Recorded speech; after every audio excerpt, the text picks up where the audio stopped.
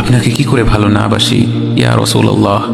যখন আপনি আমাকে ভালোবেসেছেন সেই 1400 বছর আগে, যখন আপনি আমাকে মিস করতেন, আশা করতেন যেন আমার সাথে দেখা করতে পারেন, অথচ তখনও আমি জন্মই হইনি।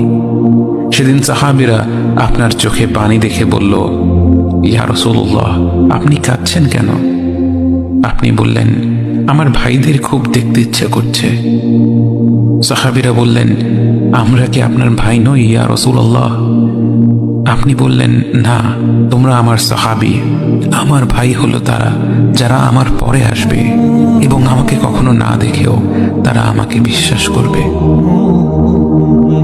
মৃত্যুশয্যায় শুয়ে আপনার অন্তরে এই চিন্তা ছিল যে আমাদের পরিণতি কি হবে।